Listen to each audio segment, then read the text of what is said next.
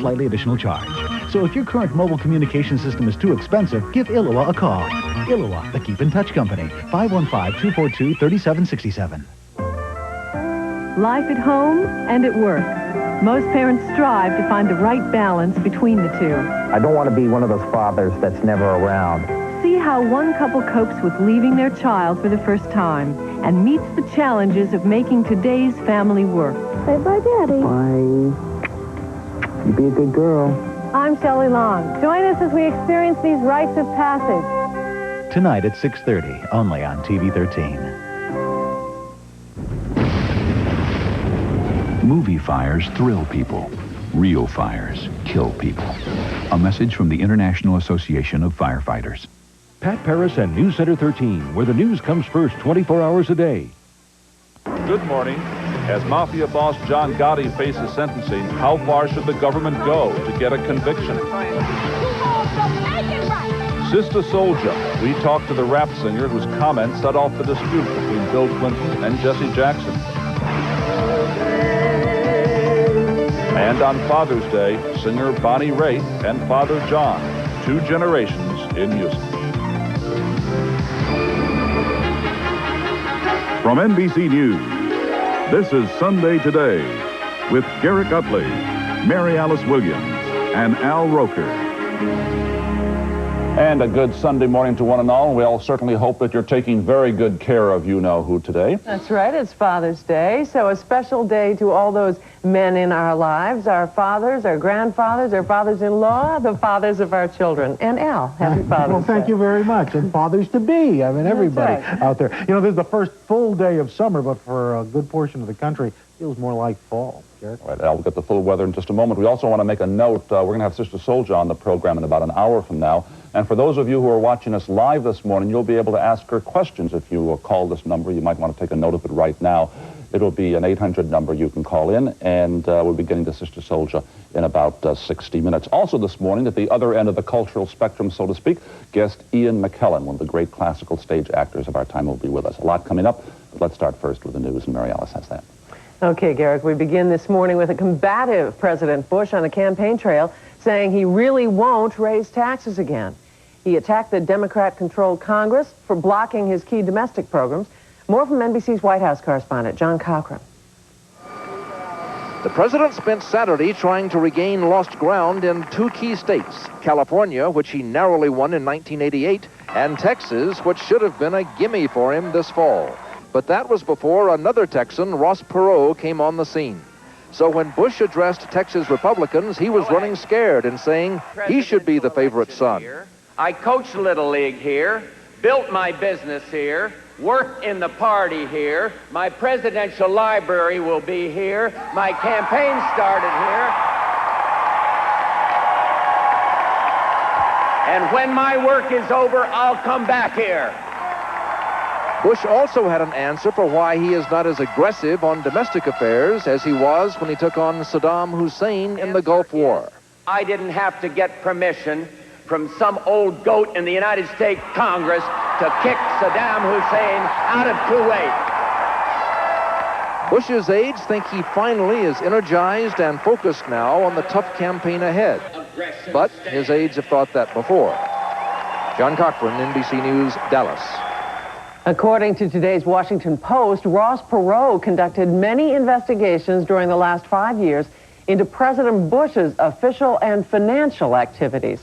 The Post said its own review of Perot's material did not show any impropriety by the president or any evidence that Perot's investigation broke any laws.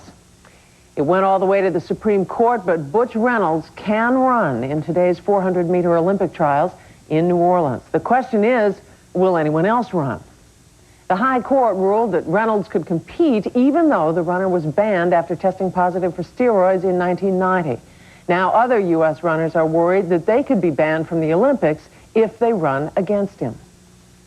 My feeling is that, he's breaking us up, and it's the thing of you have athletes trained all their lives to run in the games and the trials, and he's just messing up for them. No matter what happens in the trials, he won't be able to run in the games. So he's being selfish, I feel. Steve Lewis says if Reynolds runs, quote, we won't run. A showdown in the next 48 hours over fetal tissue research. Tomorrow, President Bush is expected to veto a bill that would lift the partial ban on government-supported research. On Tuesday, the House will try to override his veto, but is expected to fall short. The story now from NBC's Henry Champ in Washington.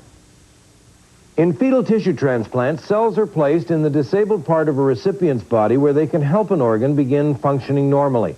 Fetal tissue is used because cells from adults are often rejected. The tissue transplantation procedure would have the benefit of being of advantage to millions of Americans. The president argued fetal research would increase abortions, so congressional supporters added safeguards. Women could not be approached about fetal tissue donation until after making their decision to abort. No sale of tissue would be allowed. Still, the fetal research bill fell 9 votes short of the 2/3 majority needed to override a presidential veto.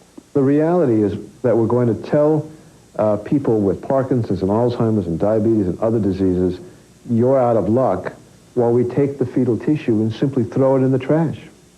Being just 9 votes short sounds close enough, but intense pressure from the White House and heavy lobbying from Right to Life groups is expected to uphold the veto when the House votes again on Tuesday. Henry Champ, NBC News, Washington.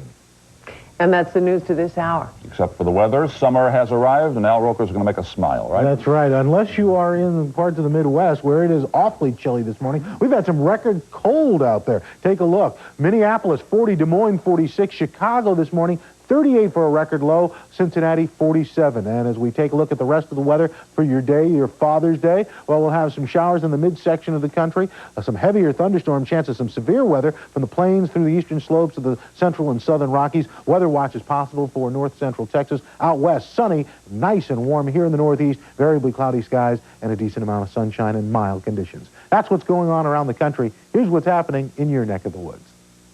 We're expecting a high today, 92 degrees in Miami, Florida. They'll have sunshine, 80 degrees in Los Angeles, sunny skies there. 107 in Phoenix, Arizona, and they will have lots of sunshine. In Chicago, 55 degrees. Make that Cleveland 55 and sunny.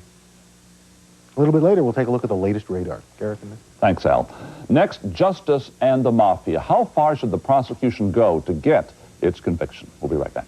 Sunday Today is brought to you in part by GE. From satellites to medical systems, we bring good things to life. GE is a family of many different kinds of people, and while it may not look like it, they all have the same job, bringing good things to life. We are the spark in the engine, the switch in the night, a voice in the dark from a million miles away. We are the beats and the splash, the glitch and the flash. We are GE, we are the good things you hear and see. We are GE, we are the sound of surprise, and the whisper in the sky. We are GE, that's what we'll always be. We are the good things, we are GE, we bring good things to life. So you didn't get that BMW after all, huh? Nah. Or the Lexus. Come on. Haven't you seen all the press this Bonneville's been getting? I mean, it's been named a Best Buy. Uh-huh. Best in its class. No kidding. It was even chosen as America's best sedan. Bonneville, huh? Who'd you say makes it? Pontiac. Nice. I'm paid to buy the high-volume copiers. I don't want to have to worry about them. The corporate line from Canon. It's simple. If our copiers are working, our people are working. High-volume copying systems so reliable, you don't have to think about them. All I want to know is it keeps copying, sorting, stapling. End of story. The corporate line from Canon, the #1 copier company, and the new power in high-volume copying. Tomorrow in New York City, there will be a hearing before a federal judge on whether convicted mob boss John Gotti should get a new trial. 3 times before, the U.S. government had tried and failed to convict him. But in April, Gotti and an underboss, Frank Lacasio, were convicted on racketeering charges, including murder. Now the defense claims government prosecutors went too far in getting that conviction, and they'll produce affidavits from at least 2 jurors stating that the trial was unfair, a trial that received national attention. Hey, pal, get out of the way. The government was happy and relieved that John Gotti was finally convicted. Today, another milestone in the fight against organized crime. The Teflon is gone, the Don is covered with Velcro, and every charge in the indictment stuck. But defense lawyers for Gotti and his co-defendant Frank Locascio say the 2 did not get a fair trial and that the government was willing to do anything to get a conviction. The government excess was ever present. In every aspect of the trial, whether it was in the initial investigatory phase, whether it was in the jury selection phase, whether it was in the kinds of evidentiary rulings that they were able to obtain from the judge. The government used extensive wiretaps and videotapes in court. Underboss Sammy the Bull Gravano, shown here holding the umbrella, became a government witness against Gotti, testifying that Gotti masterminded the murder of Paul Castellano to take control of the Gambino crime family, and even drove by the murder scene to make sure Castellano was dead. Gotti's longtime lawyer, Bruce Cutler, was thrown off the case by the judge. The judge allowed only 1 of 8 defense witnesses to testify. He sequestered the jury and kept their names a secret. He's a murderer. He's not a folk hero. U.S. Attorney Andrew Maloney, in his closing remarks to the jury, told them they would be inhuman if they weren't afraid for their lives. Gotti's lawyers say all these things made an effective defense impossible and that the government wanted a conviction at any price. Well, I think the government's willing to go to virtually any length. The question is how far are the courts going to permit them to go? A Supreme Court ruling last week in the death of DEA agent Enrique Camarena ruled that it was legal for the government to kidnap a Mexican citizen and bring him to trial here in the United States. In 1984, a jury acquitted automaker John DeLorean of cocaine trafficking charges, even though the government produced undercover videotapes of DeLorean allegedly making a drug deal. Many jurors felt the government was guilty of entrapment. But when the government showed surveillance tapes of Washington Mayor Marion Barry taking drugs, he was convicted and spent 6 months in jail. John Gotti will be sentenced on Tuesday. His lawyers say an appeal will be based on an overzealous prosecution. Whether the government went too far in trying to convict Gotti will ultimately be decided in the courts. All right, that's the background. Let's talk now to one of the jurors in the Gotti trial who supports the defense claim that the trial was unfair. He does not want his identity to be revealed. Sir, tomorrow you're going to file this affidavit on behalf of the defense. The trial was unfair. Why?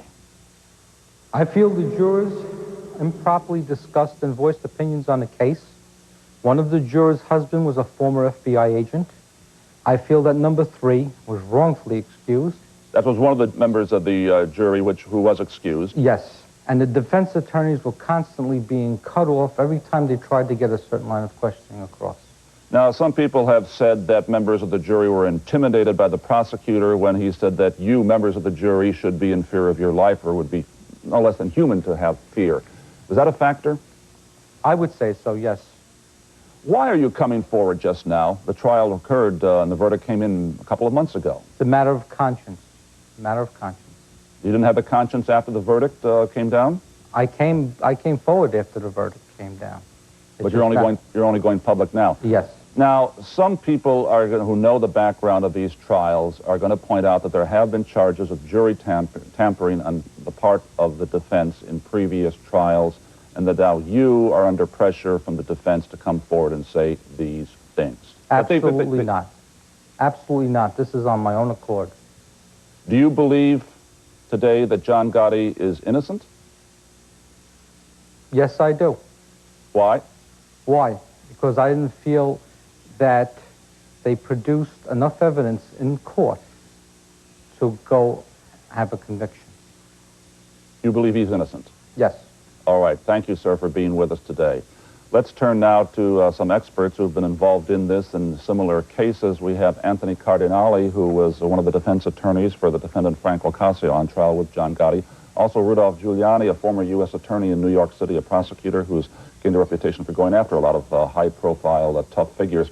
Mr. Cardinale, let's start with you. Do you think this kind of an affidavit, this kind of a testimony from a juror is really going to sway the judge and get you a new trial? Well, one hopes so. I think that many of the things he says, particularly the conversations that took place between and among the jurors and opinions being rendered against the judge's instructions, is something that I think should be taken quite seriously, particularly when one of the people that was voicing the opinions, at least according to this juror, was a woman whose husband was a former FBI agent, something we weren't aware of at all until the middle of the trial, and we attempted to have her removed. But nevertheless, she stayed, and according to this affidavit, and according to this juror, voiced her opinions about the guilt of the defendants against the judge's order. So I think that that was clearly improper. Mr. Giuliani, here obviously is a defense attorney. They lost the trial. They're trying to get the new trial, get the defendant off. Did the government go too far here? Not from what I've seen, but of course that's going to be up to the judge and to the United States Court of Appeals. I'd be interested in knowing why that juror voted guilty if the juror thought that John Gotti was actually innocent, is the word that he used. It seems rather extraordinary that even in light of whatever it is that he said happened, that you would vote guilty on all counts beyond a reasonable doubt, including for the crimes of murder. You should ask him that question. Well, is the juror still there? Or is the juror gone? I guess the... Yes. Juror, can you answer that question? Why did you vote for guilt? I voted for guilty because I knew the government wanted a guilty conviction, and I was fear of their power had I held out. What kind of power? Mr. Giuliani, the prosecutor, is laughing here. What can the government do to you? You're a juror. You're independent. I have no idea. All I know is from the case that I sat on, I know what they're able to do when they want to get something across. Well, give us one example. What are they able to do? To him. To you. To you. To me? Yes. I don't know, to be honest with you. I have no idea what can they possibly do to me. Well, then it sounds absurd that he would have been afraid for himself if he has no idea what the government would have done for him. It sounds more likely that he would have been very, very frightened of John Gotti, who on tape in that trial talked about the murder of other human beings. The proof was that he had murdered other people, and the proof against him was about as overwhelming as it could possibly be. And it sounds like the juror, who gives no reason at all for being frightened of the government, was in fact frightened of John Gotti and probably continues to be. Well, Mr. Cardinale, let's come back to that, because again, many people who are watching this program are going to come to a similar conclusion. They're having the charges of jury tampering. We know the reputation of your clients. We know that one of the Sammy Gravano, who was an associate of Mr. Gotti, admitted in the trial of 19 murders. Yeah. Shouldn't a juror be afraid in this situation? Well, the interesting thing is, and again, this will be part of the affidavit, and from discussions I had with this individual, by the way, he came forward a day or two after the case.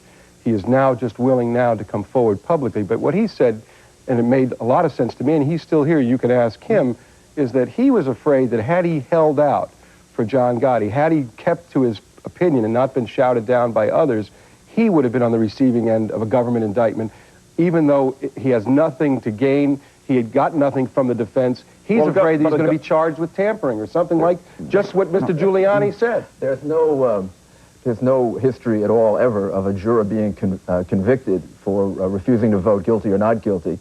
The juror didn't say that. Mr. Cardinale said that. Well, ask him. The juror. Okay, let's ask the juror. Do you think... Now we've given the juror a reason to give for why it happened. When we asked the juror to give a reason for why he was frightened of the government, the juror just moments ago said he had no reason to be frightened of the government. Well, we also have a case here, perhaps, where defense counsel is leading a juror. But, juror, do you really feel an indictment against you?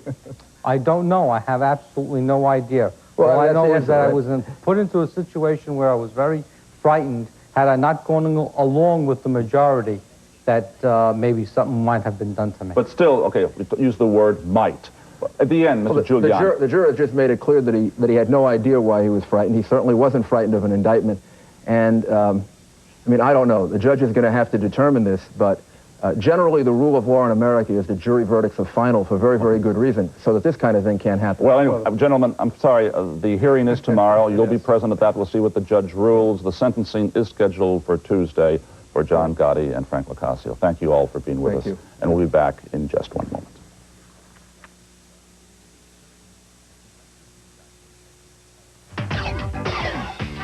NutraSweet. It's in over 4,000 products, been enjoyed in 50 countries, and it lets 200 million people around the world feel better about eating what they want to eat. And what could be better than that? Free food? Fair enough. Just look for any product with NutraSweet and you could win a year's supply of groceries. Yeah, that got your attention. Look for details and official rules on the NutraSweet Summer Sweeps in the coupon section of your June 28th paper.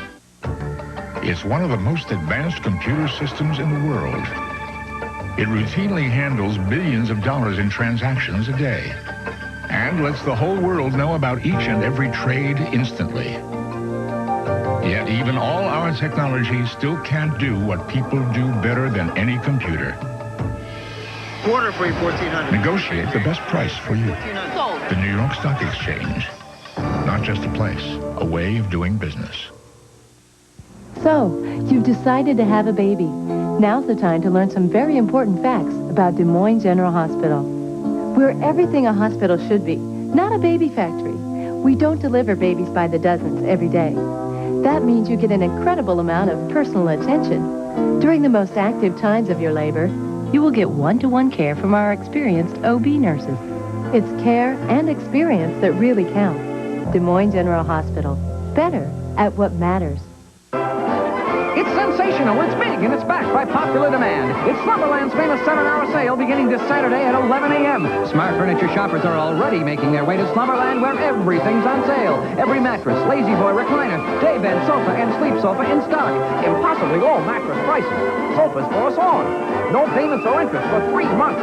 Slumberland's 7-hour sale, Saturday, 11 a.m. to 6 p.m. This many people can't be wrong.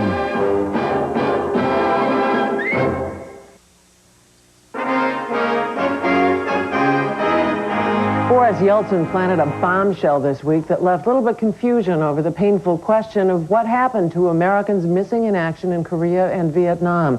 Even some of the Russian president's own investigators doubt his flat statements that American troops were shipped to the Soviets and might still be alive. In the first attempt at human proof, U.S. officials went to a camp in the Gulag on word an American pilot was held there. Jim Maceda joined them on what turned out to be a wild goose chase. Labor Camp PL-350-5, deep in the Russian forests above the Arctic Circle.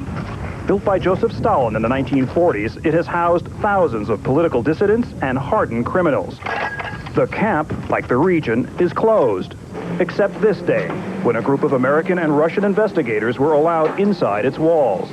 It was the start of what will likely be a long and arduous task, finding American prisoners of war alive in the Gulag. I've been here for 2 years, and I've heard nothing about an American. Sources have told NBC News that an American was sighted in this labor camp as recently as a year ago. But so far, the official investigation has turned up little more than rumor and confusion. It is believed the American's name is either David Markin or Martin, a Korean War fighter pilot. But while investigators uncovered 23 names like Markin or Martin, all in Russian, none matched the American's description.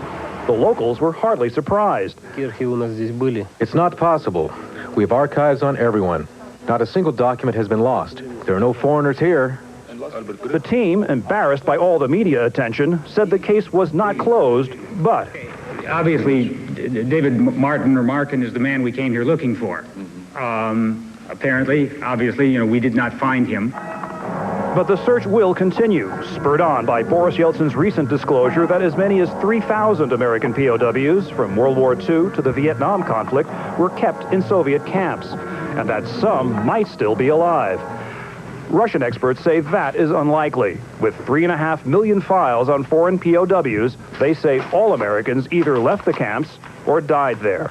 I think any American still living in a Soviet camp would have made himself known long ago.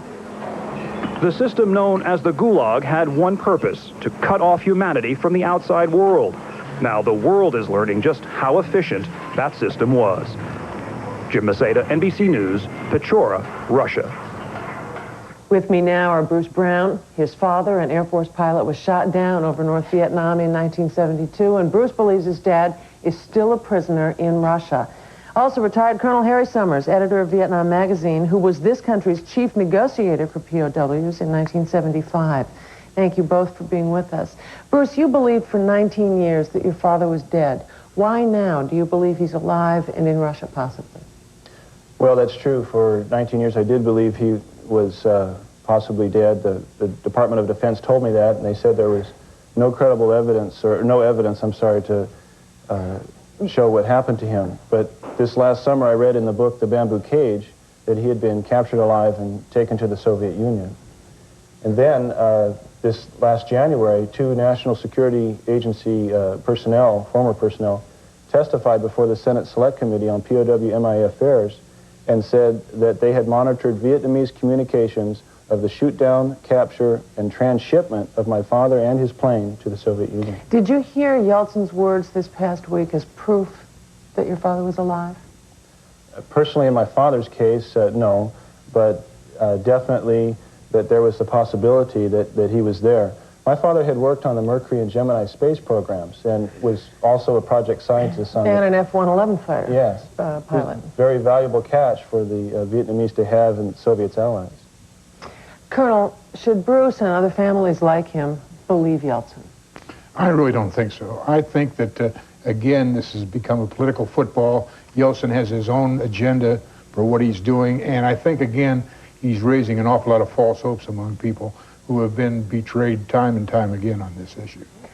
Yeltsin referred to lists that he had of people who'd been transshipped to the Soviet Union. Can you explain those lists? Well, as a negotiator with the North Vietnamese on this, we furnished lists of U.S. POWs that we wanted an accounting for, particularly people who had been seen in captivity, who had, we had some evidence that who had been captured and had not been accounted for. So they're your lists? Exactly so. Why would Yeltsin say something like this, raise hopes to this extent? Do you believe that he understands how volatile an issue this is? Well, I think he understands very well, and I think his main target in this is not the POW families, but Gorbachev. I think there's an internal struggle going on in the Soviet Union, and this is an issue that he's using to beat Gorbachev with, and there's been some evidence of that recently. Bruce, did you see that the story about the wild goose chase of looking for the Korean fighter pilot with any desperation? Did it make you sink a little? Oh, no. On the contrary, their gulag system was quite extensive, and they didn't just hold him in gulags. Just because he wasn't there doesn't mean he was not someplace else, and doesn't discount the possibility that other people are there too. What would you have the government do? Well, at this point, we need to cooperate fully in an investigation as they did and continue to follow up on this information. But secondly, I think President Bush should follow President Yeltsin's lead and declassify and release to the families all the information on their loved ones. We're not able to get to that right now, and we need that to help to resolve our cases of our loved ones. Colonel Summers, I would agree completely.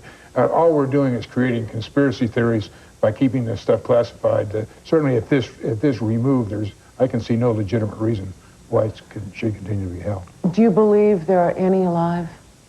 My personal opinion is no, but again, you can't prove a negative. And, 21 years after the Korean War, the Chinese released an American CIA agent they'd held from the Korean War. So and that's the terrible thing, you can't prove that they're not there. And the families have been suffering the death of 1,000 cuts. I mean, it's just gone on and on and on, and will go on, I think, because you just can't prove it, it's just not true. All right, thank you very much, Colonel Harry Summers and Bruce Brown. Thanks for being with us. And we'll be back with the news and the weather after this.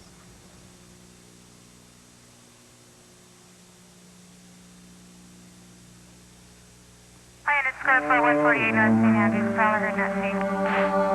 81 clear. 814 clear. You 2 is the third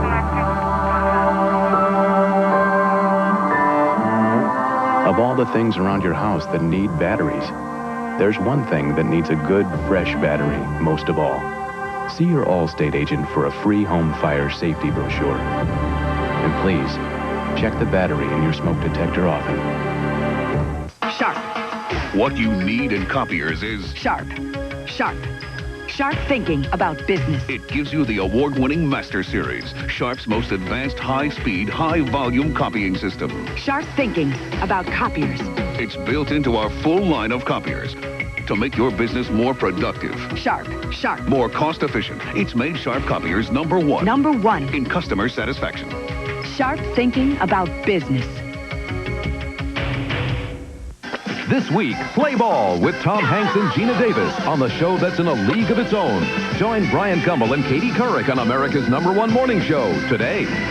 It's Soaps Week, all week. Meet the stars, get the dish, and find out if those on-screen romances have turned into off-screen flings. All week on A Closer Look.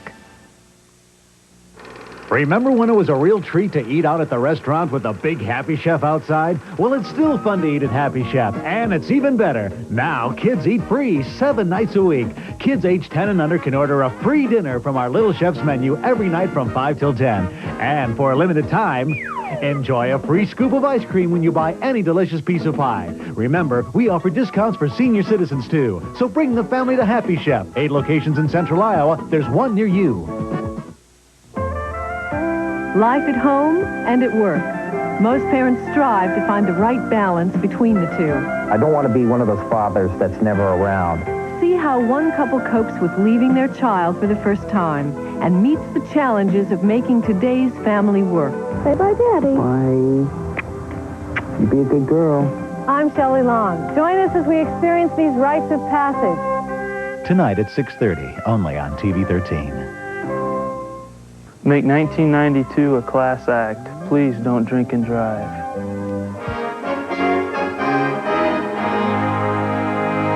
We're back with Sunday Today, and in the next half hour, Sister Souljah, who created a mini explosion on the campaign trail this week, is a raptivist. She'll be with us, and she'll be taking your phone calls. But first, the news. We'll get to right now, Mary Alice. We start with the president. Politics. George Bush has been on the campaign trail again this weekend. Saturday, the president was in California mending fences with conservatives. And in Texas, Mr. Bush ridiculed his rivals without actually mentioning them by name. He criticized Bill Clinton and Ross Perot for making the rounds of the talk shows. And this other item in the news and politics, according to the Washington Post this morning, Perot has been checking out Mr. Bush since 1986. His investigations of the president's political and financial history are reported to be perfectly legal on the up and up. There were mass arrests at abortion protests in Milwaukee over the weekend. Yesterday, anti-abortion forces protested at a clinic. They were waving Bibles and singing hymns. Abortion rights demonstrators formed a human barricade at another clinic. Police arrested more than 140 people during the third day of protests there in Milwaukee. Overseas, there will be talks this week in Africa, in East Africa, to deal with a growing food shortage in Somalia. In the Somalian capital of Mogadishu, only a few ships have docked carrying relief supplies, but hundreds of thousands of refugees have arrived in search of food. Up to 4 million people face starvation caused by war and drought there in the East Africa region. Back home in California, about 100 homes on an Air Force base had to be evacuated because of a fast-moving brush fire. The blaze near Sacramento burned close to 2,000 acres before it was partly contained. One structure on the base was damaged, but no injuries were reported. The cause of the fire is not yet known. But it caused a lot of problems for people living there on that military base. And that's the news at this hour on this Sunday morning. What a week we've had. Hail, tornadoes, gale force winds. You've been a busy guy. I'll tell you, they've reported over 250 tornadoes this week in the Midwest. Hopefully it'll be a little calmer this week. We'll take a look at the week ahead a little bit later. Let's first of all check out our radar, and you will see heavy showers and thunderstorms moving from northern Texas on into Oklahoma and on into central Texas as well. Some of those could could cause, I should say, rather strong downpours and possible tornadoes. Let's take a look right now on your map. Well, lots of sunshine up and down the west with lots of sunny conditions, hot conditions as well for this Father's Day. Again, severe thunderstorms from the plains all the way down into Texas. Sunny and cool in the midsection of the country. They had record-breaking temperatures there today, and it's going to be cool again during the day. We look for sunshine in the northeast. The mid-Atlantic states may see a shower or two. Down in Florida, they'll have a decent amount of sunshine. That's what's going on around the country. Here's what's happening in your neck of the woods. We're expecting a high today of 82 degrees in Atlanta, Georgia. They'll have sunny skies. Only 64 and sunny in Chicago, 85 and sunshine in Seattle, 78 in San Francisco, and 80 degrees for a high today in Los Angeles. And coming up a little bit later, we'll have a look ahead at some Olympic hopeful boxers and their special edge. Okay, Al, and next up, the story of a romper room teacher still haunted by a private decision that caused an international scandal.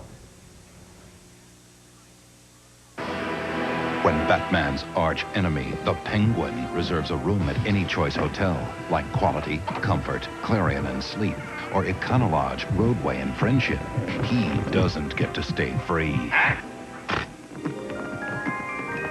But his kids do.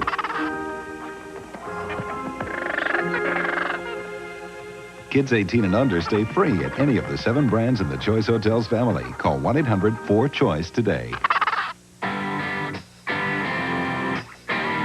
Can you relate to good looks? Can you relate to anti-lock brakes and a driver's side airbag? How about a new engine with variable valve timing? The new Civic EX sedan from Honda. A luxury car you can relate to.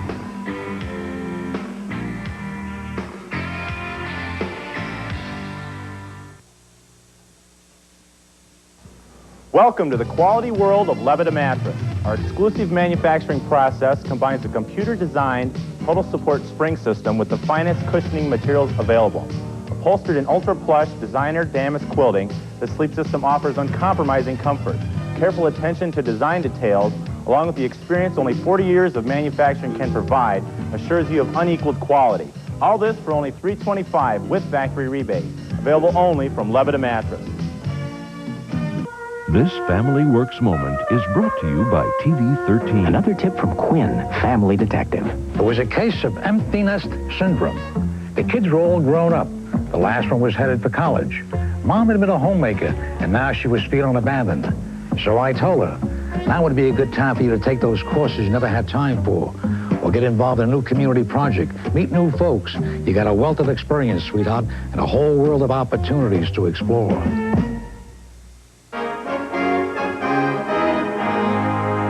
Imagine the anguish of any woman who learns the child she's carrying is likely to be terribly deformed. Now imagine having masses of strangers the world over taking sides over what she's going to do about it. A decade before Roe versus Wade, another case polarized positions on one of the most controversial issues of our time. In 1962, when abortion on demand was illegal, no one in U.S. history had a more exhaustively chronicled abortion than Sherri Finkbine. Romper, bumper, In 1962, when Arizona's Miss Sherri was winning Emmys on Romper Room, you couldn't say pregnant on TV, much less be pregnant. She was expecting her 5th child when she learned about thalidomide, a drug that caused terrible deformities to 7,000 babies in Europe. She'd taken it in the form of tranquilizers her husband had bought there. There's a chance that your baby will be born deformed. 30 years later, her story has come to the screen in an HBO movie, A Private Matter, powerfully portrayed by Sissy Spacek and Aidan Quinn. Sherri's doctor suggested a quiet abortion. She told a reporter, expecting to remain anonymous. Within days, Miss Sherri had set off a media frenzy. She was fired, her private pain dragged through the courts, the hospital refused to perform the surgery. She was the target of attacks so vicious, FBI agents had to protect her children. She was a pariah. When she did abort the fetus in Sweden, it had no legs, only one arm. And joining us now, a woman still known to a generation of Americans as Miss Sherri. Thank you for being with us. Well, thank you. That sounds really good. Was that portrayal an accurate description of the anguish you went through at the time? The movie is very true to the emotional integrity of the case. Yes, it was very, very true. Here's the way the ordeal, the interview you did with the reporter, was depicted in the film. A lot of people are laying down the law about what you should do and you shouldn't do. But in the end, you're the one who has to make this decision, you and only you. Yes. And what is that decision? To go ahead with the operation, legally, on the advice of my doctor. Now, you say an operation. We're talking about an abortion, right? That must be a very hard decision to make. Yeah. What does it feel like to decide to kill your own baby? What? What the hell kind of a question is that?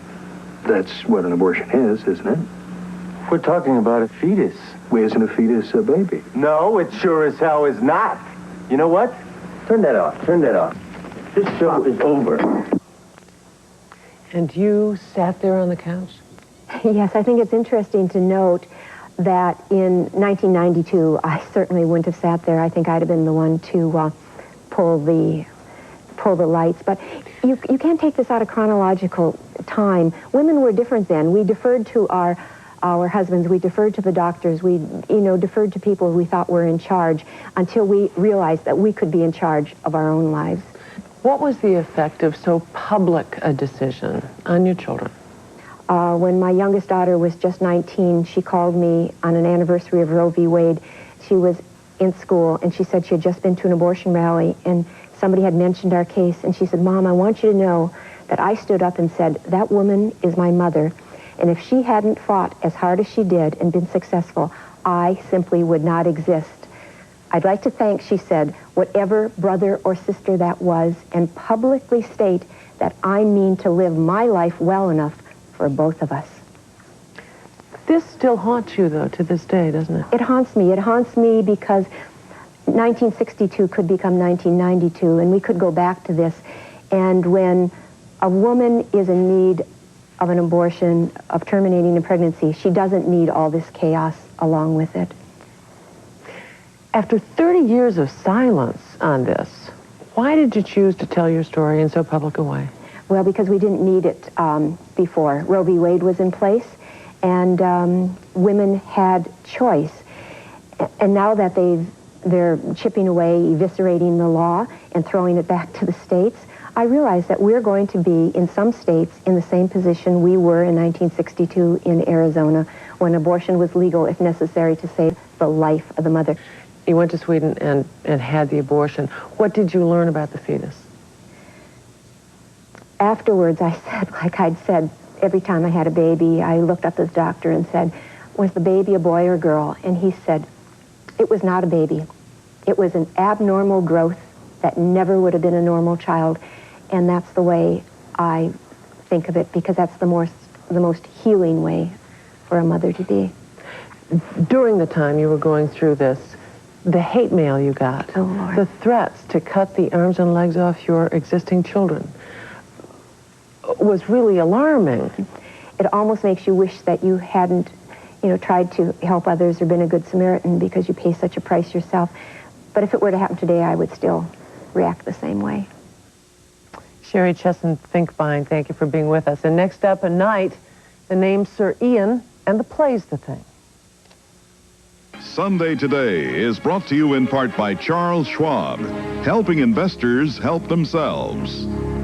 Everyone has a dream, a vision deep inside. With all the mutual funds out there, I needed an easy way to help me compare them. We make it easier to follow your own lead. With Schwab's free mutual funds performance guide, I can compare track records on over 500 funds. Always there to give you just the help you need. Help yourself at Schwab today. Some people say it's impossible to make a great tasting sandwich that's better for you. With Healthy Choice cold cuts, they're about to eat their words and love it. Here's why. Tender chicken breast, oven-roasted turkey, cooked ham. Delicious? Definitely. But lower in fat and sodium than the leading brand, and that's got to be better for you. For a sandwich this good, remember these words. Healthy Choice cold cuts. With Healthy Choice, the choice is yours. No haven from the heat, no comfort from the cold. TV 13 and WHO Radio can give you relief with a great air conditioner and furnace giveaway. Win your choice of a new Rheem residential replacement furnace or air conditioner courtesy of Mickle Electric and Heating. Starting June 8th, watch Live at 5 and News Center 13 at 6 and get the clue word. Then listen to Van and Connie on WHO Radio the next morning. When they ask for the clue word, be the right caller and win a prize. Plus, be a finalist for a free Rheem furnace or air conditioner. Tune in and win. Every year, thousands of tons of food go to waste right here in Iowa. At the same time, almost 500,000 Iowans are in danger of going hungry. Our job is to help put that food within reach of those who need it. If you'd like to help, please call before the situation goes from bad to worse.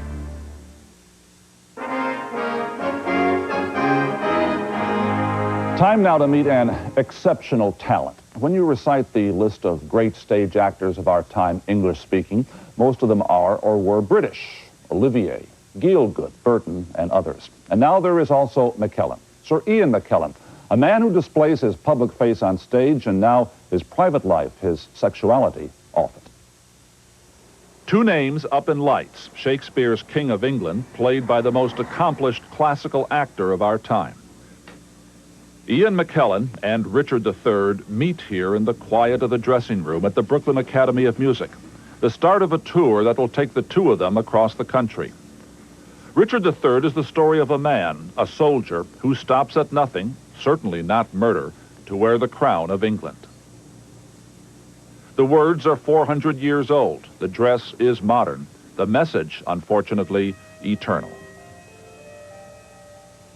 Now is the winter of our discontent made glorious summer by this son of York, and all the clouds that lowered upon our house. I think Shakespeare's view of Richard III, who has become a model for all tyrants, a mythic character. He created the essential tyrant, dictator, who worms his way to power and gets voted into office like Hitler himself did, is that this man is frail. This man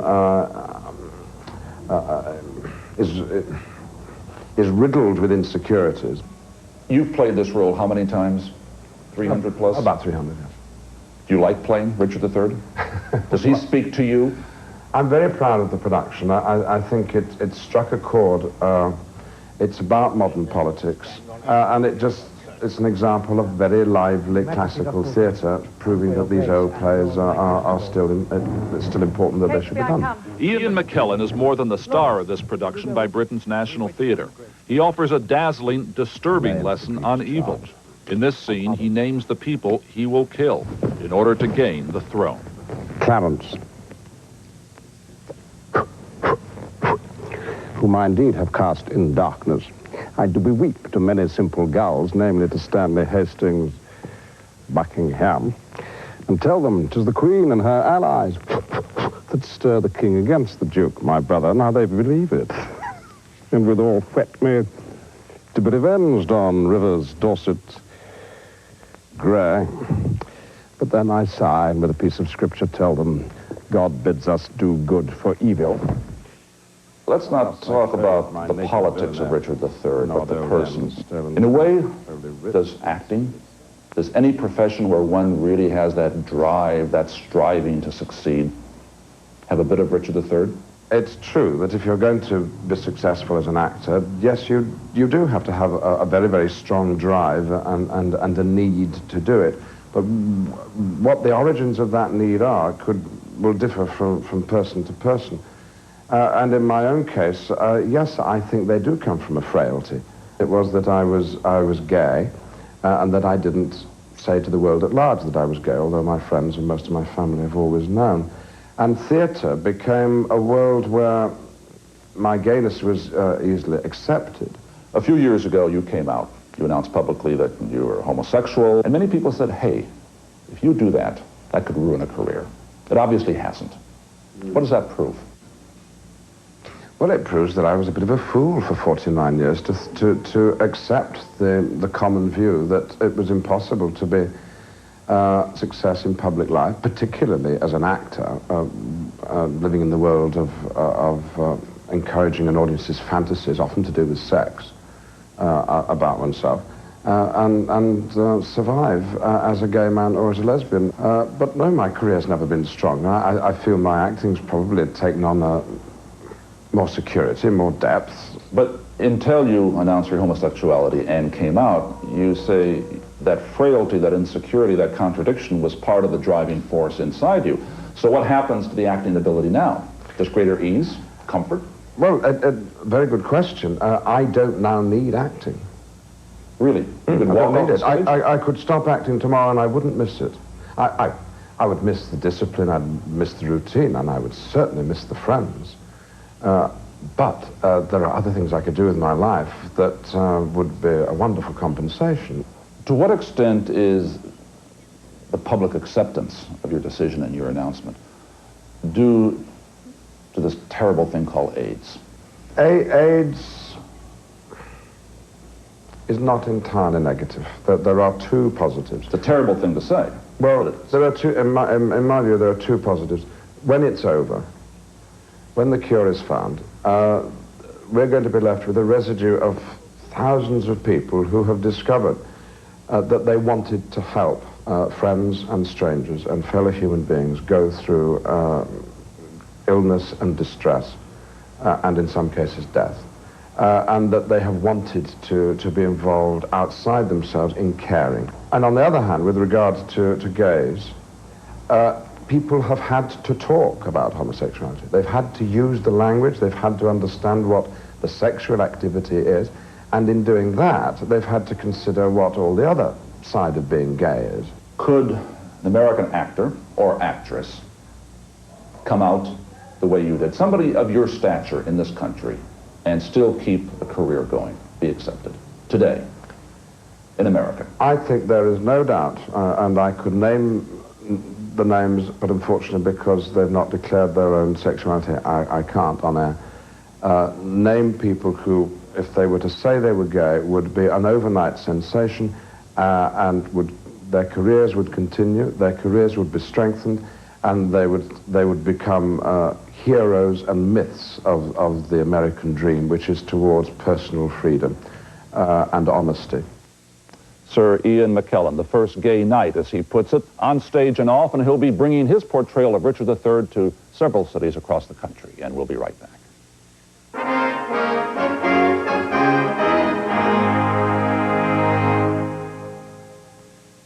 YoPlay, calcium-rich, active yogurt cultures, now 99% fat-free. That's why Shonda Sawyer does it every day. Smooth, creamy YoPlay. Do it for you. He was 50 when it happened. In 3 months, he went from perfect vision to almost total blindness. In test after test, doctors were at a loss. Finally, a test was done using GE's revolutionary magnetic resonance imager. Look at this. Incredible. The doctors discovered a tumor affecting his optic nerves, and he was treated. Within days, he got his vision back. Hey, what a smile. And everything that came with it.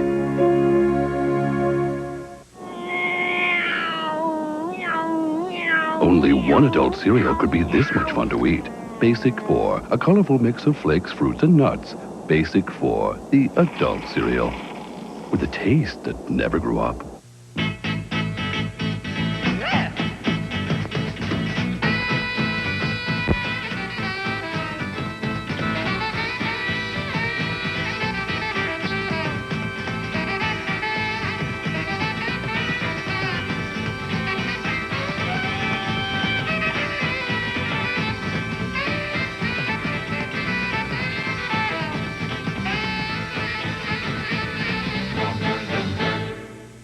Mama Lacona's, Italian-American food at its finest. Now with 3 locations, Army Post Road, Beaverdale, and in Clive at 1800 Northwest 86. Whether you're dining in our spacious dining room, meeting in our banquet room, or relaxing over drinks in our beautiful lounge and bar, you'll find this service quick. And the food, well, Mama is famous for her traditional sauces and freshly baked rolls. Join us for lunch, dinner, drinks, or carry-out at Mama Lacona's, the Old Orchard Shopping Center on 86th in Clive.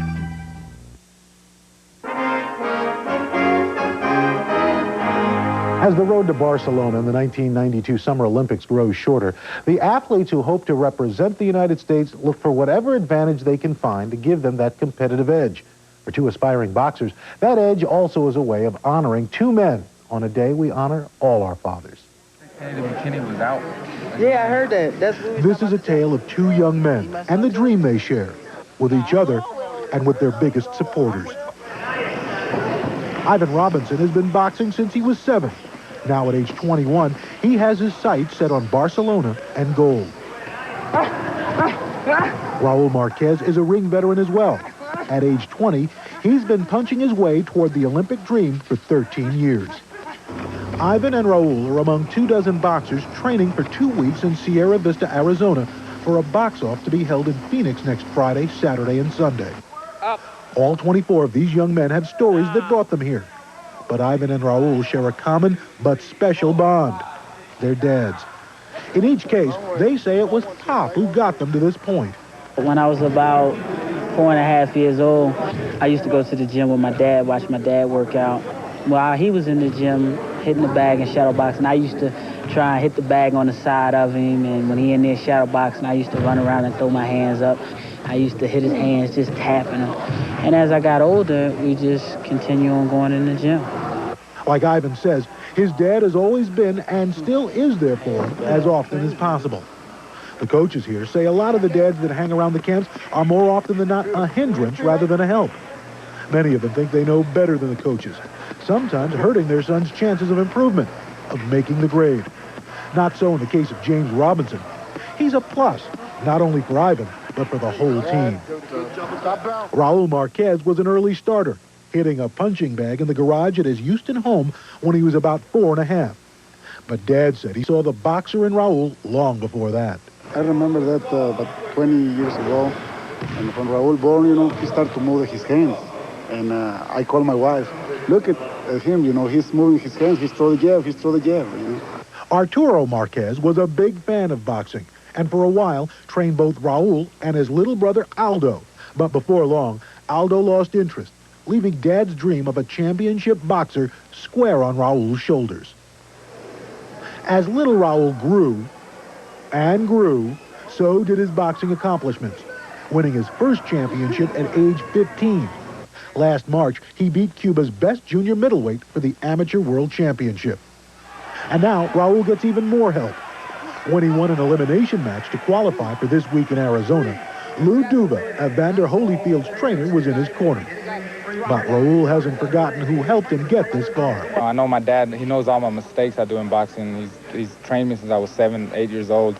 So it's great when he's in my corner, because when I'm getting hit, I mean, he feels when I'm getting hit, he feels what I'm feeling. You know, when I'm get hit, it hurts him too.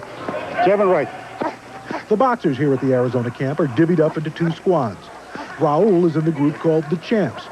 Ivan's group has been dubbed the Challengers. Raul needs only to win just 1 fight next weekend to qualify for the Olympic finals, while Ivan needs 2 victories, or it's a one-way ticket home back to North Philadelphia. Is James Robinson worried? He can make no more goals for me. He only can make it for himself. The goals that he made for me is beyond. But Ivan is confident. He says he has an edge. His dad. It's more than just a father-son thing. It's like me and him being best of friends. Like these guys here. These guys that's on the team with me are my best friends. And my father is like my best friend. He's not just my father. I mean, I could talk to my dad about anything, not just boxing. It could be schooling. It could be paperwork. It could be anything. It could be women, girls, anything. It's more than just boxing. And, of course, we will report to you next weekend on how both Ivan and Raul did in their elimination bouts. You know, it costs a fortune to become an elite class athlete like these people have to be to try out for the Olympics. How did they do it? Well, basically the families pulled together. They, tightened the old bootstraps and the belts, and nobody's missed a meal. But what they're worried about, if the guys do qualify next weekend, they have no idea, each family has no idea how they're going to get their families to Barcelona. You know, so and if they it's can tight. fly the plane fare, how do you get a hotel? It's going to be pretty Exactly. expensive. What are their plans after Barcelona, assuming they get there? They want to go into the ring professionally? Do they want to go on to school? They want to go on to college. Both guys have their high school diplomas, and they put off their college career, dedicating themselves to the trip to Barcelona. Once that is determined, what they're going to do after that, then they plan to go on to college. Well, once again, the key here is that you do see the family structure. The dad is there. That's right. Family values. As To they quote say. somebody. It's more than just a quote. Hey, it works. Yep, there you go. We'll be back with news and weather.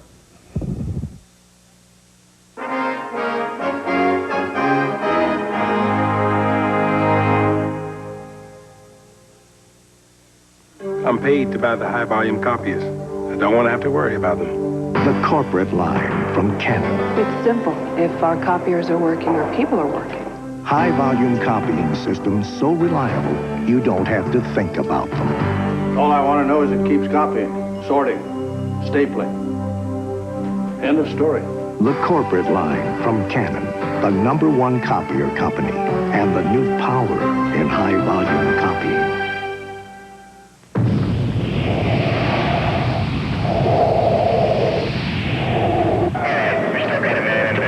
To protect the lives of firefighters, DuPont developed a remarkable fire-resistant fiber for their clothing called Nomex.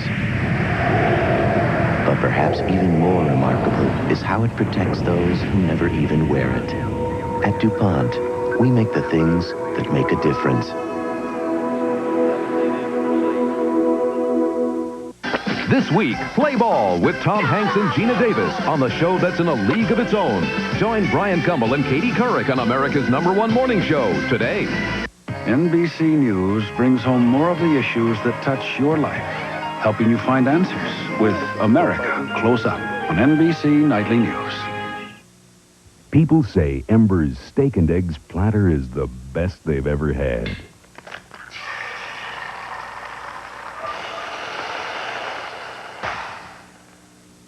2 farm fresh eggs, 3 buttermilk pancakes, hash brown potatoes, and a USDA choice sirloin steak. Only $3.99. There's only one place for food this good. Embers. Only Embers. Bicycling buffs, beware. The 3rd annual Valley Junction Bike Fest is nearly upon us. This 2-day event is geared to everyone from the serious cyclist to the family that plays together. Festivities will include 30, 50, and 100-mile rides, a street party with live music and refreshments, safety clinics, prizes, and much, much more. If you're not a part of this fun June 27th and 28th, you may be just spinning your wheels. The 3rd annual Valley Junction Bike Fest, sponsored by Casey's, KOIF Radio, and WHO TV 13. Scott Pope and News Center 13, where the news comes first 24 hours a day. And we're back now. In just a couple of minutes, we'll be talking to Sister Souljah, the rap singer whose comments a while back set off a current dispute between Jesse Jackson and Democratic candidate Bill Clinton. And you'll be able to talk to her, too. For those of you who are watching Sunday Today live this morning, you'll be able to call this number, make a note of it, and get her answers on this whole dispute and what's happening in the rap field and also in politics, her views on that. But first, we have to get to the news, and Mary Alice has the latest developments. President Bush is home with the family this day, finishing the weekend at Camp David after campaigning in California and Texas on Saturday. Meanwhile, the Washington Post reports that Ross Perot has been investigating President Bush politically and financially since 1986. And here are some of the stories coming up in the week ahead. As we told you earlier on Tuesday, mob boss John Gotti will be sentenced on murder and racketeering charges. On Thursday, the Space Shuttle Columbia is scheduled for launch on a 13-day mission. And again on Tuesday, voters in Israel will go to the polls. The outcome is in doubt, but not the style of the campaign. Martin Fletcher reports. Forget the smiles. This is the dirtiest campaign for decades. Labour calls Yitzhak Shamir a killer and a hidden sufferer of Parkinson's disease.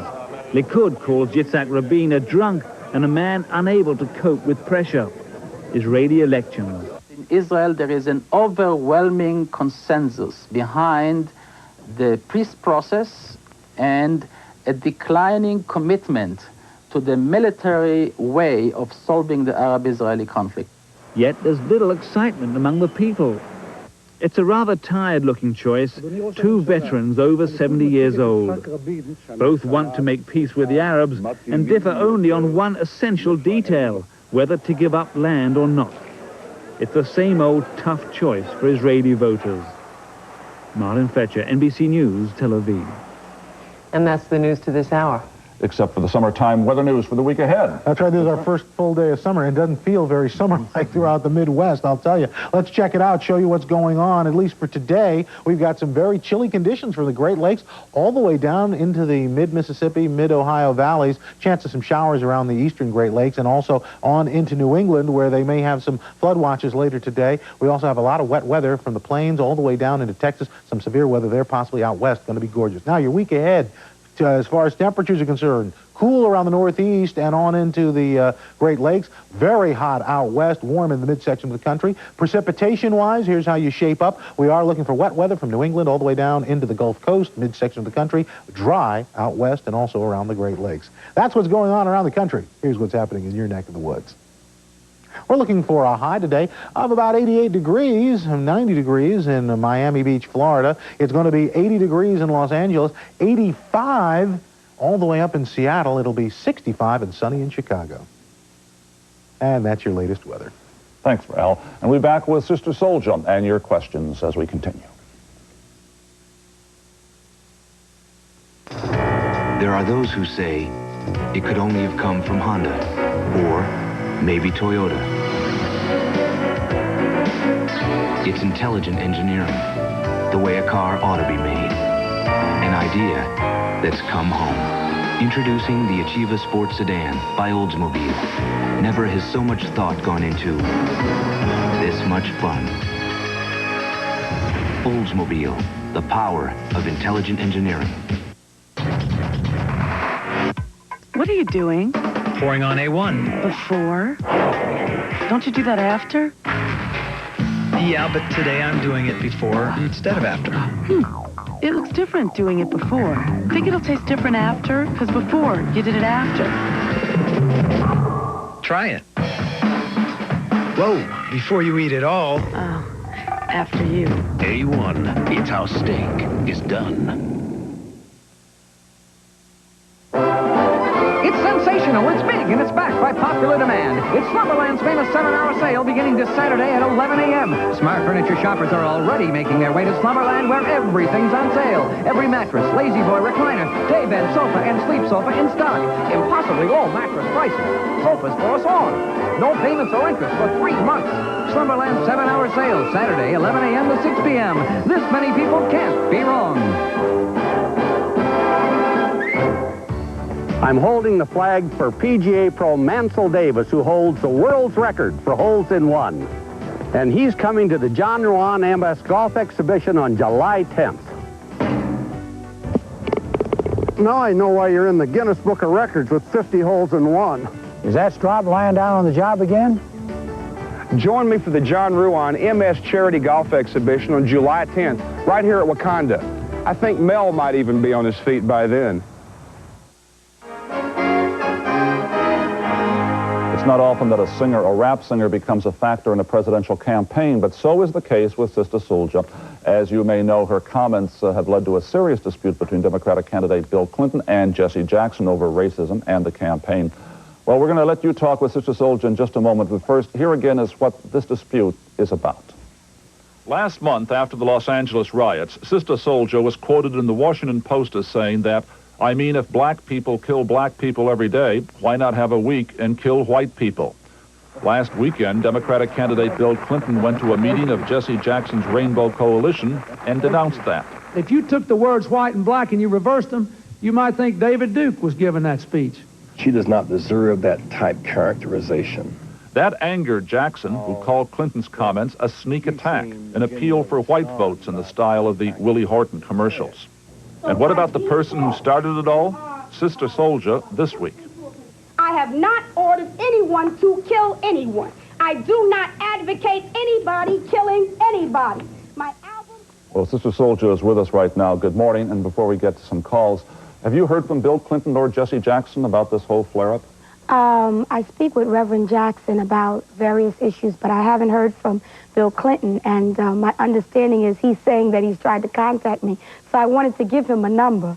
Bill Clinton, if you're listening and you want to call me at area code 215-735-2800, and you can call me anytime from Monday through Friday. Well, we have a lot of numbers being given out, and of course, callers will have an 800 number they can call in, those of us who are seeing this live anytime they want, and we'll get your answers. But you're talking about Jesse Jackson, and you're hearing from him. Many of your fans, people who listen to rap music, kids in the inner cities, don't really follow mainstream leaders the way they used to. They ignore them, or they're irrelevant. Is Jesse Jackson, in your view and in their view, still the predominant black leader today? Well, I think that he's one of them. There are a lot of leaders in the African community. Reverend Jesse Jackson, Minister Louis Farrakhan. Then you have people that are more local leaders like a C. Vernon Mason or an Alton Maddox. So, you know, it varies. But what is Jesse Jackson saying to you when he talked to you? Well, the thing I understand is that I was in contact with Reverend Jackson prior to Bill Clinton's statement. So we talk about different things about youth empowerment, the difference in his philosophies from my philosophies, how to move ahead, different strategies and solutions for our people. Well, we know the background of where we are in this dispute. Let's go to some calls right now, people who want to ask you about your comments and what's been happening. First is Courtney from Wilmington, Delaware. Courtney, good morning. Good morning. I'd like to know why in an age of extreme and almost uncontrolled violence would you use your forum to advocate violence?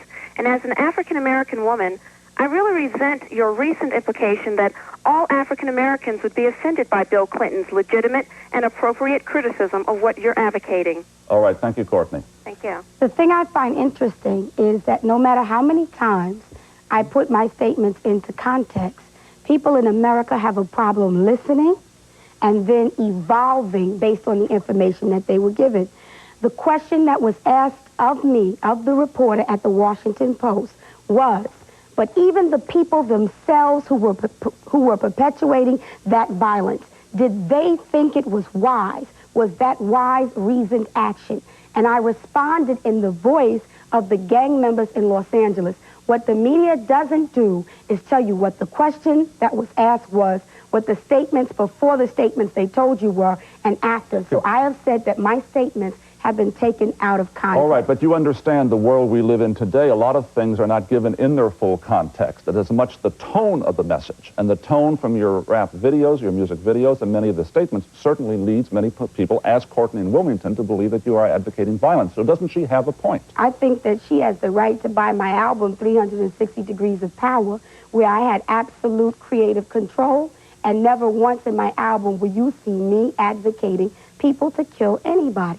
And so if I say that the statements were taken out of context and people continue to say that that's what I said, then it means that people don't want to move forward. People don't want to hear what I'm saying, which is a real problem in America. White people listening to the voices of African people when we're speaking. Certainly there's truth in that. Let's go to Lewis in Birmingham. Lewis, good morning.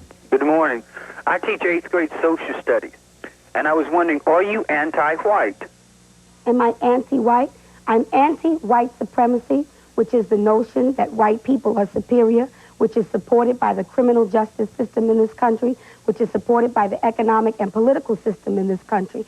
And I reserve the right as an African woman to fight against white racism. I think it's high time that white people in America realize that African people are not going to just passively accept racism and all of the problems that it causes for the masses of African people in our lives. Well, Lewis, if you're still there, do you buy that the judicial system, the economic system here is just for whites? Well, the way that the cases are coming up, I do believe that. But with me teaching 8th grade social studies, I want my kids to be able to analyze and interpret the data. And from the message that I get from Sister Souljah's route, I get that, well, it's all right to kick white folks' butts. And I don't agree with that. I think that you are not listening, and I suggest that you buy the album. Then you'll understand Sister Souljah's message. All right, let's go to the next caller. Good morning. Hello. Hi, I have a question. You keep talking about helping other people, specifically your people, and I wanted to know what you are doing to help your people. What do you think you're doing? Other than talking about it, what action are you taking? What groups are you involved in? Most of the people from my community know me, and most of the people from my community love me. Some of the things that I have done, I developed an African youth survival camp that functioned for 3 years for children of homeless families that were victimized by the welfare hotel system in America. I was also, along with Dougie Fresh, the sponsorer and organizer for voter registration rallies that happen on 125th Street in Harlem every year for 3 years that served 30,000 young people in our community without any incidences of violence that raised the consciousness. I'm a lecturer. I lecture at universities throughout the entire country and even throughout the world. And I travel throughout the world and give my interpretations of the conditions of African people wherever they are to the people in the communities who don't always get a chance to travel, understand, learn, and expand their minds. Let's go now to another caller. Clyde from Canton. Clyde, are you there? New York, yes. New York, yes. Clyde, go ahead. Good morning. Sister Souljah, what I'd like to know is, why don't you and the other rap artists use your influence, power, and money to get the gangs in Los Angeles, like the Crips and the Bloods, sit down and sign a peace pact once and for all and stop the killing? First of all, that has already happened. And once again, I'm asking people to really learn how to listen. The Bloods and the Crips have signed a peace accord. And the meetings between the Bloods and the Crips are meetings that I have attended. And I have supported wholeheartedly them changing their philosophy from one of self-destruction to one of productivity. So I think that people have to listen more carefully and not be victims of sensationalization by the media. Sister Souljah, just to wrap this up now, we want to thank our callers, and there are many more who couldn't get through this morning, with this question. We understand, and I think people recognize, the emotion and the commitment that you have here. And yet, people would also be asking this morning, if you were to use that effort in your rap music, in your videos, to bring people together rather than to polarize, by expressing the anger which you do express, wouldn't that be just as effective, perhaps more effective?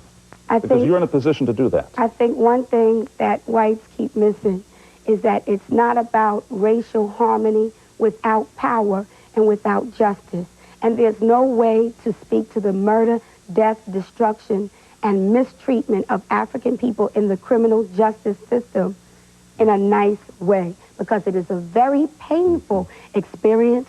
It is an experience that takes a good portion of African men away from their families, and it's something that we have to express in the language that we know and understand and feel. And that's what you are doing. Absolutely. Thank you very much, Sister Souljah, for being with us this morning, and we'll be back as we continue here on Sunday Today in just a moment.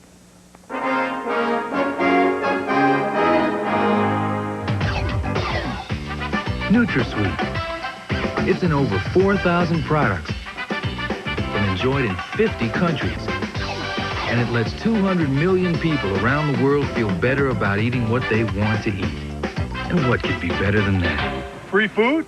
Fair enough. Just look for any product with NutraSweet and you could win a year's supply of groceries. Yeah, that got your attention. Look for details and official rules on the NutraSweet Summer Sweeps in the coupon section of your June 28th paper. I'm paid to buy the high-volume copies. I don't want to have to worry about them. The corporate line from Canon. It's simple. If our copiers are working, our people are working. High-volume copying systems so reliable, you don't have to think about them. All I want to know is it keeps copying, sorting, stapling. End of story. The corporate line from Canon, the #1 copier company, and the new power in high-volume copying.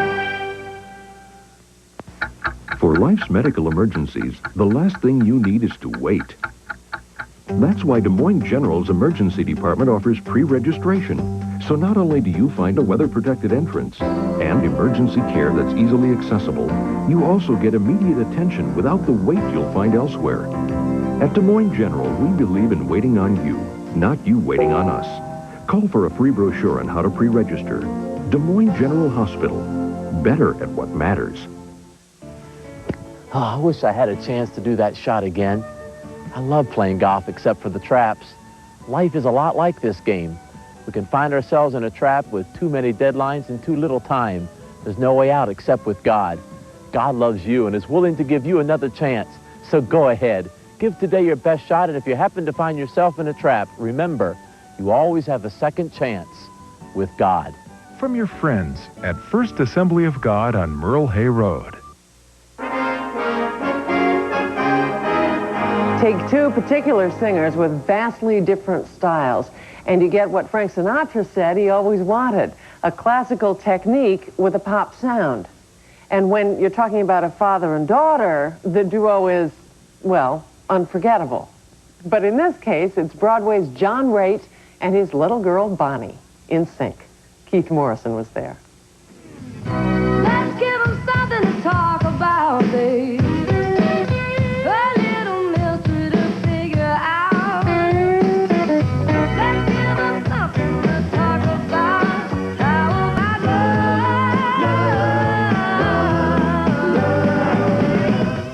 Bonnie Raitt is about as famous as a woman can be, singing the blues.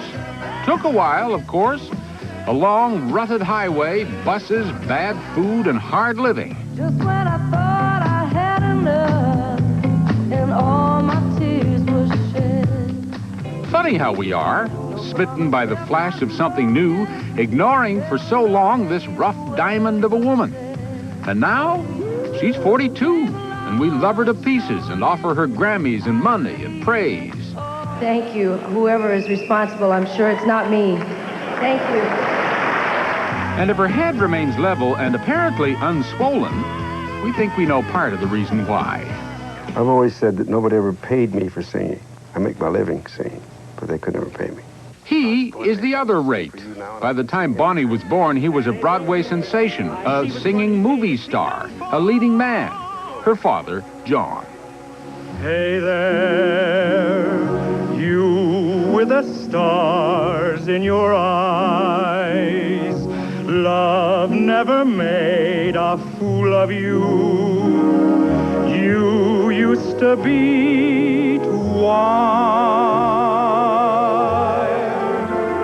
Hey there, you on that high-flying cloud. Though she won't throw a crumb to you, you think someday she'll come to you.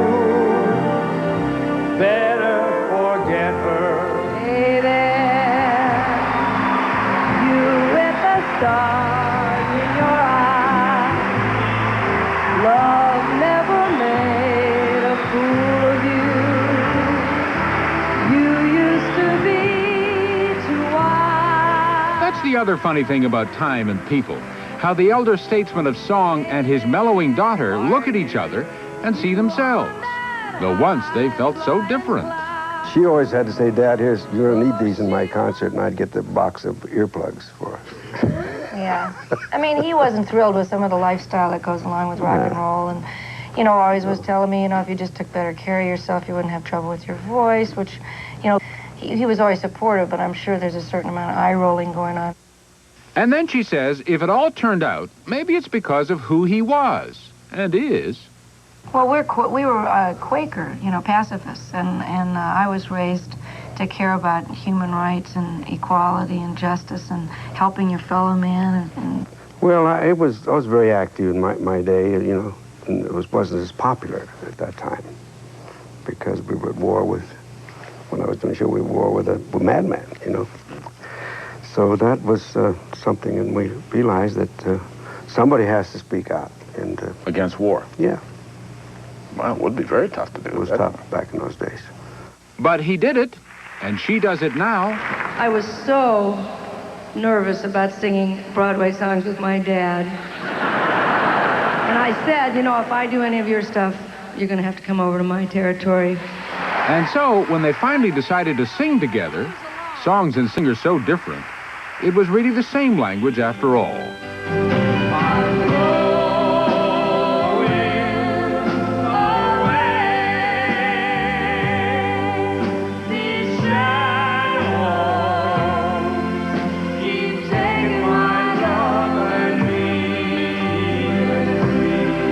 They had a concert with the Boston Pops to air on television this summer. It took me about 2 years to convince her it was her idea to do the Pops. She said, Dad, I can't sing with 85 men behind me like that. Well, it's not men, there's women, too. It's just that strings. Well, I know you would say an that. orchestra backing up a blues singer is a little intimidating. Intimidating? Certainly magic. It's wonderful. It's wonderful. As they tell you, you'll leave your house some morning, and without any warning, you're stopping people. There's a thing about fathers and daughters you should never have to explain. The thing that's known as romance is wonderful, wonderful in every way. So they say.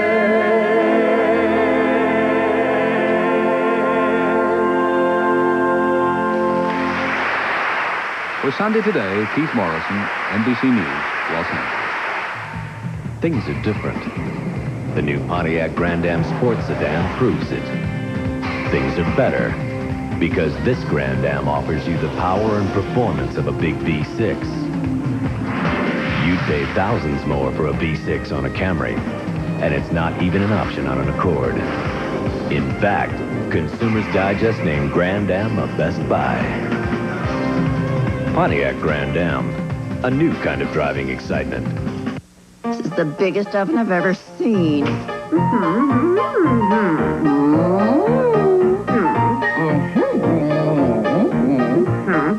Introducing a GE gas oven with sealed burners and 30% more oven space, all in the same kitchen space.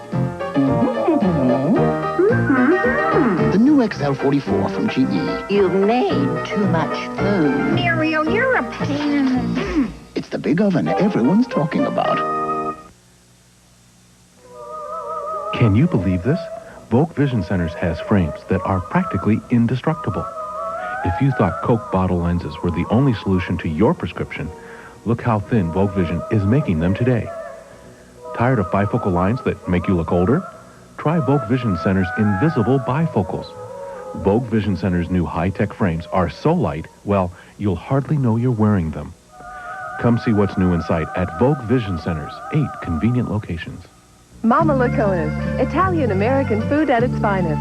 Now with 3 locations, Army Post Road, Beaverdale, and in Clive at 1800 Northwest 86.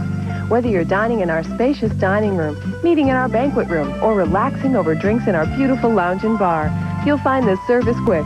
And the food, well, Mama is famous for her traditional sauces and freshly baked rolls. Join us for lunch, dinner, drinks, or carry-out at Mama Lacona's, the Old Orchard Shopping Center on 86th in Clive. We're coming out to the end of our 90 minutes together on this Sunday morning. Let's go to Washington, where Tim Russert does a preview of Meet the Press. Tim?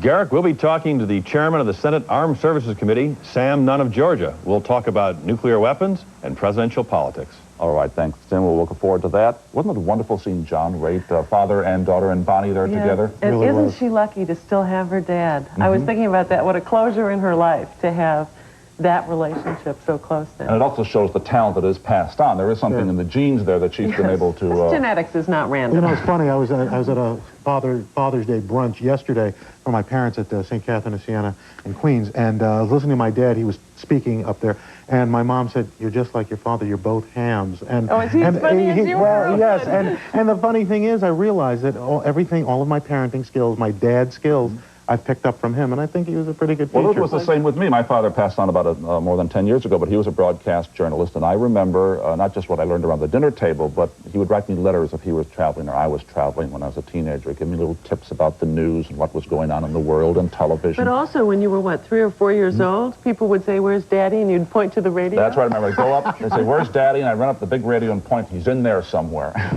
But I thank him an awful lot for that. Yes, we are all grateful to our fathers. And you know, it's said that our mothers bring us into the world, but our fathers lead us out into the world. The names you're about to see are the names of all our fathers. Thank you. We love you. In every way,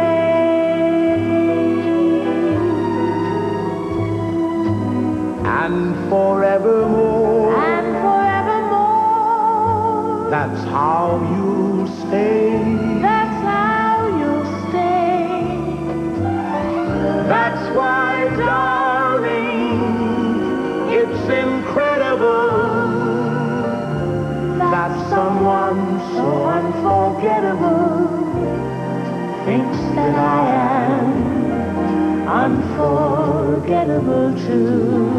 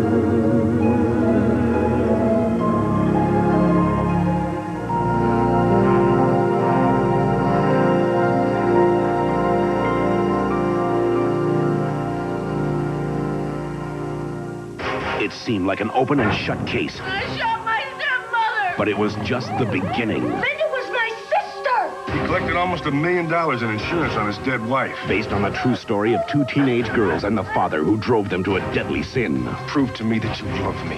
Love, Lies, and Murder, NBC tonight. People say Ember's steak and eggs platter is the best they've ever had.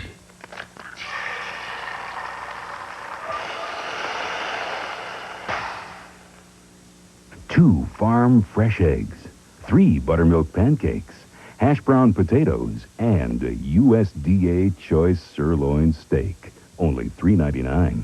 There's only one place for food this good. Embers. Only Embers. Life at home and at work. Most parents strive to find the right balance between the two. I don't want to be one of those fathers that's never around. See how one couple copes with leaving their child for the first time and meets the challenges of making today's family work. Say bye, Daddy. Bye. You be a good girl. I'm Shelley Long. Join us as we experience these rites of passage. Tonight at 6:30, only on TV 13. Bob Quinn and News Center 13, where the news comes first 24 hours a day. From NBC News in Washington, this is Meet the Press.